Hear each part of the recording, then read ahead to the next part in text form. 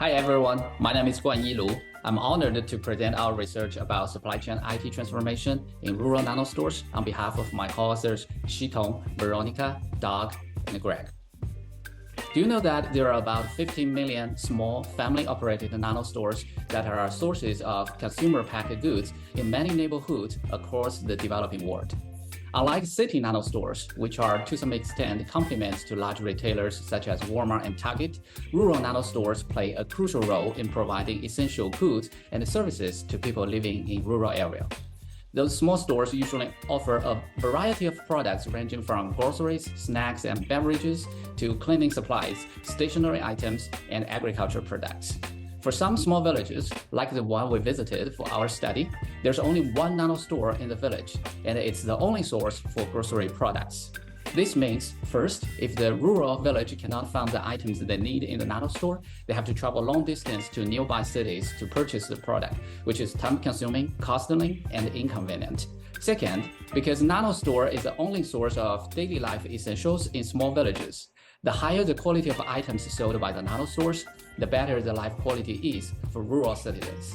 Unfortunately, because of a high transportation cost and small market size, manufacturers and distributors there are unwilling to work with rural nano stores. Rural market has been traditionally dominated by counterfeit products. Those products have low manufacturing cost, which balance out the high shipping costs. Our interview suggests that most of the products offered by rural nano stores historically came from this counterfeit channel. In order to address those issues and improve life quality of rural citizens, the Chinese government therefore embarked on a large Thousands of Villages program, we call it TOV program hereafter, to enhance rural consumption, promote product circulation in rural areas, and increase the quality of consumer goods in rural areas.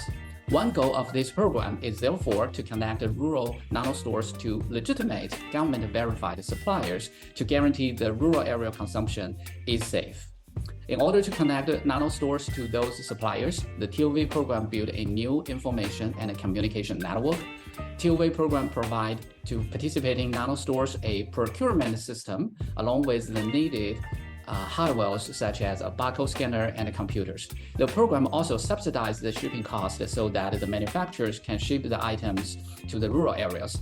Because the TOV program allowed the nano stores to track products, manage inventory, and get good quality items at a reasonable price, all of which are unavailable in the past, the use of the TOV system was expected to create substantial benefits to all stakeholders.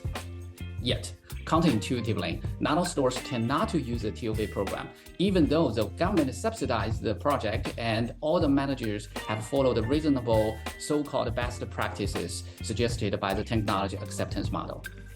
These results made us wonder, what factors enable a supply chain IT transformation in Chinese rural nano stores? Moreover, how does each factor continue to hinder the initial use and the continued use of the TOV system given Chinese fast-changing economic development in recent years?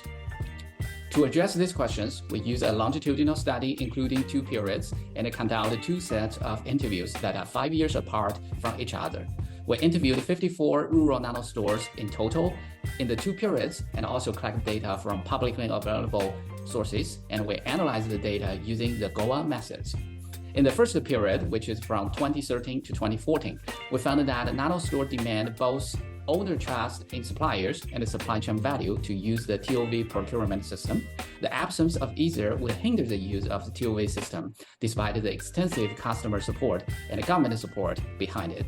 In period 2, which is from 2018 to 2019, we examined whether the factors we identified in the first period has endured or changed. Given the recent IT advancements and the rural outreach of major Chinese online retailers, we found that several contextual factors, such as population demographic shift, improved technology infrastructure, and the trust in new non-TOV purchasing platforms have emerged. And each factor had significantly reshaped the use of the TOV system. For example, many villagers have moved to the cities for a better life, and therefore the sales of nano stores have dropped significantly. Many nano store owners, they have to have a second job in order to support the family. As a result, the grandpa and grandmas becomes who operate the store, which definitely affect the use of the TOV system. Because the family owners, they have no knowledge about modern ITs at all. Only the most user-friendly systems will be adopted by them. In other words, the use of an IT system is not determined by the average users of that system, as the technology acceptance model suggested, but rather it is determined by the users who have the lowest IT ability. Surprisingly, we also observed that the government also promoted trust in several new emerging purchasing platforms.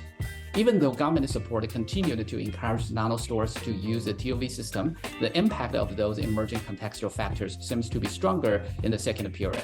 The findings reveal that exogenous technological and environmental factors can remarkably influence the supply chain IT transformation in rural areas. Our study thus suggests that the government-sponsored IT project, even those that place no financial burdens upon nano stores, can fail if a comprehensive understanding of the rural environment dynamic is lacking. And our study also highlights the need for broad coordination between rural technology users, central and local governments, and the supply chain partners in identifying potential pitfalls of managing and implementing ITs in developing country rural regions. Okay, before I end my presentation, we, the authors, would like to thank you, the review team, for their constructive comments. We also would like to particularly thank you, Suzanne, and our department editor, Sriram. This study could not have been done without their continued support, encouragement, and patience. Thank you.